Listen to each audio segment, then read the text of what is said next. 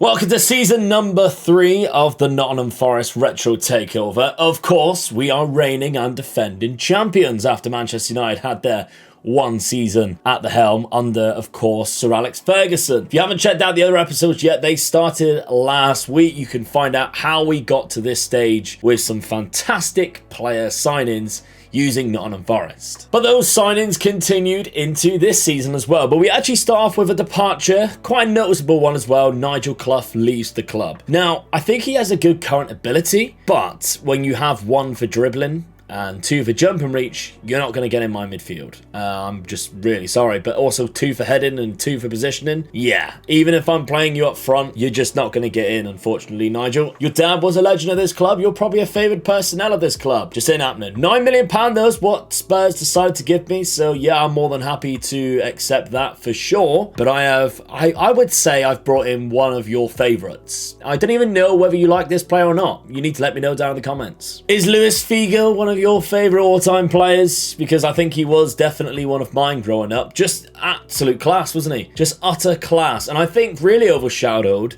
in that Real Madrid team at certain points when you had the likes of R9, Beckham and Zidane there. Fiegel was still a massive part of that, and he's going to be a massive part of this too. Now, he predominantly plays on the right-hand side. He can play in behind the striker too, and obviously on the left or up front, should we really need him to. But I think he's the next level up from where we have been finding players recently. And I think we've only been able to do that because we won the league. Our reputation has grown slightly, which means he wants to join us. Some fantastic attributes, and we paid £28.5 million from Sporting. It was his release clause. He's got 2 assists in 2 games for us so far. Now, of course, we also picked up Martin Wagner from Germany. I can't remember what club it was. Kaiserslautern? Yeah, we picked him up on a free transfer, but he wasn't the only signings that we made. Frank de Boer has joined us. Now, Frank is a weird one because he's classed as a centre-back, but he probably has the best centre midfield attributes that you'll ever see. But I still think we keep him at centre-back. There are Roy Keane is there, and we've also got Tugay, of course, who we signed mid-season last season. We are really struggling at centre-back, and I could not find anybody who was good on the ball to play at centre-back. The likes of Jaap Stam, for instance, Laurent Blanc, they're all okay, but they're not very good on the ball, or they just don't want to come to us. So Frank de Boer was one of the ones that I thought, yeah, he's actually quite good at the ball. He's more of a sweeper. He likes to play the libero or the ball playing cover, so that suggests a sweeper type role. And I'm actually all right with it, to be fair. History-wise, if we take a look, £7.5 million is all we paid. He was transfer listed by Ajax. So I think we swooped in, we took advantage of that deal. And it means that we have changed our tactics ever so slightly. So if we take a look at our tactic now, we now have Ayala on that right centre-back as a no-nonsense centre-back. We're trying to develop him as much as possible as more of like a stopper. Then we have the ball-playing cover defender. That will be de Boer. He will slot into that role absolutely perfectly. We can see here he's a 3.5 star role suitability. Stuart Pearce can also play that role quite well as well. Now, this is what we're going to use. It's pretty much the exact same. However, I've also changed the right-sided from a defensive winger to an inverted winger because that is where Lewis Fiegel is going to go. Absolutely incredible play. Of course, we've got Andy Cole up front. This role here, we're leaving free because we have Sheringham, of course, that we can also use, but Rivaldo fits in there quite nicely too, should we need him to be there. But Rivaldo is arguably the best player that fits in this role. So it kind of gives us our assistant manager a bit of free reign if he wants to rotate a few players throughout the season, should one of them become injured, for instance. And schedule-wise, we'll take a look at some of the goals in a second, but we have won the Community Shield on a penalty shootout, 1-0 against Manchester United, even though 1-0 against Manchester United, but even though they scored in the 93rd minute against us, which was obviously heartbreaking. And then we went and played Wolves 6-0, absolutely destroyed them in the first game of the season, could not argue with that, and a 3-2 victory against Newcastle. So we're going to simulate to the end of the season, but before we do, this video is sponsored by Skillshare, and let's have a look at the goals from this pre-season. Yes, SPITCH are back sponsoring today's video, so thank you very much to everybody who's been signing up to SPITCH using my link down below in the description. Not only are they free of charge, but you actually get to win some cash prizes. It's fantasy football, but it doesn't matter that you haven't started at the start of the season. You can literally join my league right now and have a whale of fun because there are 50 of you, over 50 of you in my league, and every single week we're battling it out out to be the very best, picking a brand new team every single week through SPITCH. It doesn't matter. There's no like transfer restrictions or anything like that. That's one of my favorite things about SPITCH, is that if I've made a horrendous mistake the week before with certain players that I'm picking, they're usually Manchester United players, I can scrap all of them and start again from the next game week. Now, SPITCH is for the UK and Ireland only, and you do have to be 18 or over and take a little snap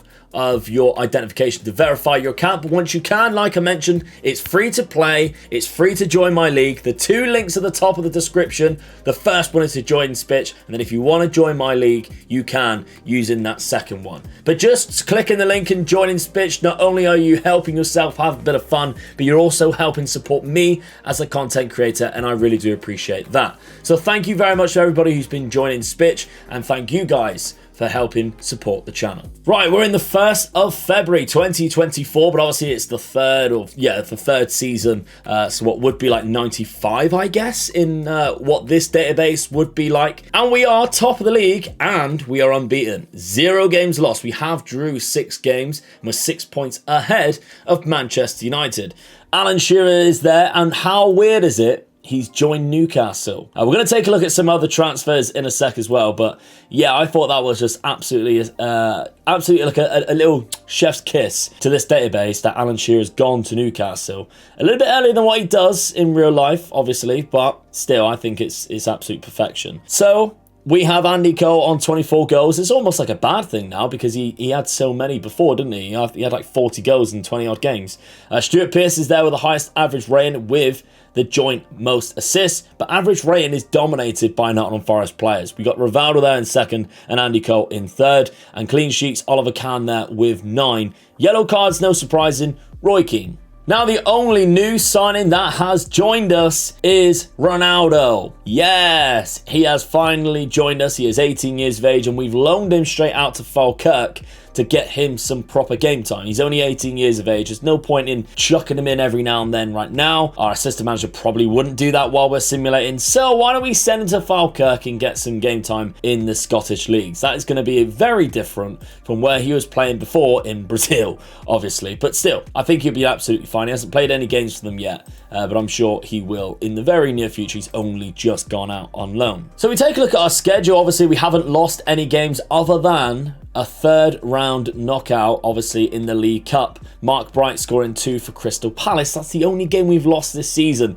Even in the Champions League, where we had Shakhtar Donetsk, Tyrrell, and Benfica in our group, we have done very well. And following that up, like Notts County are in the Premier League, for instance, we smashed them 7-0. Liverpool, like 4-2 victories. We're beating all of these amazing teams with fantastic players, and we're scoring so many goals. Look how many goals we're scoring in just these 3 games here. It's a 5-3 victory in the FA Cup against Manchester United. Then we win 8-1 against Coventry. Fiegel getting 5 goals in total. Then a 5-0 victory against Wolves at home. All 3 of them were actually at home, to be fair. But what an amazing achievement that is. We're just scoring so many goals for fun. So what I thought I'd show you this season at this point is some of the transfers that have happened in and around the league, because there are some quite funny ones, like Jimmy Floyd Hasselbank going from Leeds to Chelsea. I don't know whether he goes from Leeds to Chelsea in real life, but obviously he ends up at Chelsea at some point in his career, and it's just weird how many of these things happen like that. Eric Canton, of course, he actually moved to Manchester United during that first season, so in the database he would have started at Leeds. He's now moved to Everton for £30 million. Nicky Barmby also moving to Everton, so they are making a bit of a statement here, signing some fantastic players. As are Milan, they have signed a couple of really good players there, Marcelo Delgado and Javier Zanetti. Gustavo Poyer has moved to the Premier League. He's gone to Arsenal. Look at how good he is, Gustavo Poyer. Find himself on the other side of North London, obviously, a future Tottenham player. Kevin Gallagher from Coventry to Manchester City, £30 million plus a player as well. He doesn't look that good, but still, he's made the move. And there's obviously loads of different names that you might recognise here that have moved to certain different clubs in or out of the Premier League. But we didn't make any other signings other than Ronaldo joining, of course, so let's look at our schedule. We have the Champions League first round knockout stage after topping the group. We've been pulled against Real Madrid, which is, yes, a little bit annoying. They have a very good team indeed. Fernando Hierro is their captain. He is absolutely amazing on this. And they do have, like, Butragueno, I think, who's a really talented player. So we've definitely got our work cut out in that one. And at the half point of this season, 39 goals in 33 appearances from Andy Cole. We got 21 in 32, but with 10 assists for Teddy Sheringham. And Rivaldo 17 and 11, but it does look like we've got some really high average ratings as well across the season. So many players have double figures for goals, including Fiegel and Stuart Pearce and Montella, who is out on loan trying to develop as much as he possibly can. He's managed to pick up 12 goals as well, so that's a nice little total. It does look like Roy Keane is playing most of the games in that defensive midfielder role, despite obviously picking up so many red cards last season that we had to just buy somebody else. But yeah, Stuart Pearce with the most assists as well, 15 assists. He is playing incredible, the 32-year-old defender. What a player we have. So let's simulate towards the end of the season. Let's see if we can regain our Premier League title and see if we can get anywhere closer to that illustrious Champions League. Okay, I don't know how we managed to slip up, but somehow we did. We drew another 4 games, we lost another 3, so that's 7 games we've dropped points in that second half of the season, and we gifted the title to Manchester United. Oh, that's so frustrating. Mark Hughes getting 29 goals, only to be third. So it obviously just means that they've just managed to scrape better wins than us because we were just battering teams. You've seen it yourself. We were just absolutely destroying teams. And Andy Cole got 41 goals. I'm just so gutted, to be honest. He also became second in the average rating. We dropped off from that. Only one of the 3 players we had there are gone. Nigel Clough, 16 assists. We sold him and he gets 16 assists and not one of our players is up there. Stuart Pearce, gone. So I don't know what happened there. Maybe we've had a bit of an injury crisis the second half of the season, because also we did not make the Champions League. We only reached the first round knockout stage. We were also knocked out the 5th round of the FA Cup too. So a trophyless season. It's very disappointing. Let's take a look at the second half of the season. We went through a barren run where we just kind of like lost, I would say, all of the trophies. Really, if you look at it, I mean, we lost against Chelsea there.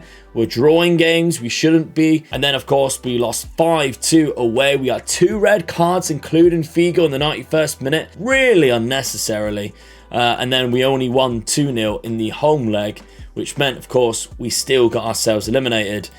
Just 2 games after, we lost 2-0 to Ipswich, who are a bit of a bogey team. We played them 2 games in a row there, 2 times in like 4 days, and we couldn't get a victory. So disappointed. And despite obviously the May fixtures, we were very good. The April fixtures, still, other than that first game, were very good. We only drew 1. That was against Liverpool. We just could not take it over the line. It's so disappointing. I can't quite believe it. And if we take a look at the Champions League, Milan are playing Bayern Munich in that final, which, I mean, Van Basten's still there. What a player, 30 years of age now. Obviously, he's played on further than what his career did in real life. He actually retired early because of knee injuries or ankle injuries, I think it was, at the age of like 28. One of the saddest stories, I think, in more modern football. Obviously, there's a lot more when you go like 50s and 60s and 70s of injuries and stuff, of, you know, shortened careers. But Van Basten is definitely one that comes to mind when I think about like 90s football. What could have been? 3-time Ballon d'Or winner, of course. Boer for Bayern Munich. So those two will be playing against each other. 2 fantastic players there. I know you guys like to see some of those players. So yeah, they're to play against the final of each other. Porto are the current holders. Sevilla have won it. Obviously, they have Maradona. Very, very disappointing. Let's take a look at the squad then, because goals-wise, 58 in 55 appearances from Andy Cole, 12 assists, 27 from Rivaldo, 27 from Sheringham. Rivaldo looks like he was playing the majority of the time in that shadow striker role or in the complete forward role, depending on whether Sheringham did play. And then Fiegel, of course, who's been playing predominantly on that right-hand side, unless, again, Sheringham doesn't play, which meant Rivaldo doesn't play in the shadow striker role, so he bumps himself up to there. So it's nice to have a little bit of fluidity, I guess, within the 2 players. I wonder whether he'd sometimes play. He does sometimes play in that shadow striker role, but majority of the time he's an unused sub or not selected, depending on what the assistant manager wants to do. Steve Stone, of course, who can play on that right-hand side, has played quite a lot recently, the 23-year-old, so he's a bit of a squad player and done very well when he has been a squad player. But next season, an exciting one, because we've been given £107 million. Wow.